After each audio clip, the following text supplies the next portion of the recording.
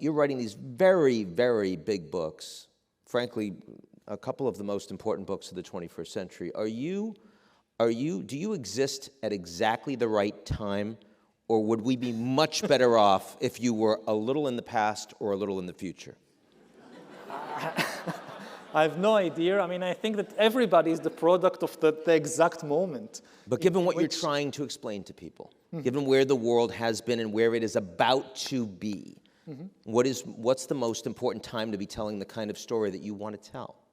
I think now, and I think we don't have a lot of time. We haven't mentioned AI so far, but the horizon, I mean, we are at the edge of the cliff. We are very close to the point when whether you think about the world in terms of power or whether you think about the world in terms of stories, it's going to shift. The control of these is going to shift to AI. AI is the first technology in history that can take power away from us. Every previous tool, stone knives, atom bombs, they empowered us because a decision about how to use them could only be made by a human being. An atom bomb cannot decide who to bomb. An autonomous weapon system can decide by itself who to bomb.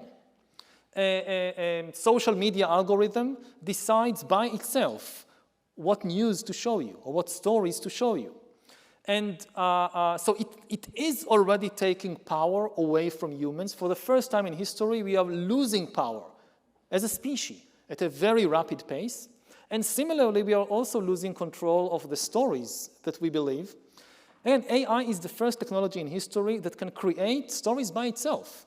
People compare it sometimes to the printing press, but it's a completely different thing. A printing press can only copy my ideas. I write something and then it can create 1,000, 1,000,000 copies. It cannot write a single line by itself. But AI can. And I think very soon we will reach a point when the stories that dominate, if we are not careful, the stories that dominate the world, ideologically, politically, religiously, will be composed by a non-human intelligence. Is that not inevitable? As a historian, I tend not to believe in inevitability. Again, at the present moment, 2024, we still have control of the direction that AI is developing, but I don't know for how many more years. If we don't do anything, then yes, I think that in, 10 years, the stories that dominate the world will, for the first time in history, be the product of a non-human intelligence. This is happening, I assume this is happening actually faster than what you anticipated when you wrote Homo Deus. Yeah, it's when I wrote Sapiens in 2014, I hardly thought about AI at all. I mean, in 2014, just 10 years ago, AI was the domain of science fiction and of a very small community of experts. I wrote Homo Deus in 2016, and I got really interested in AI around that time. And still, I couldn't imagine that we will be where we are right now in 2024. I thought it would take us much, much longer to get to a situation with the capabilities that now, say ChatGPT or GPT-4 have. It's moving faster than I think almost anybody expected. And really, we haven't seen anything yet. Like, thinking about it in terms of, say, kind of organic evolution, so the AIs of today are basically like amoebas.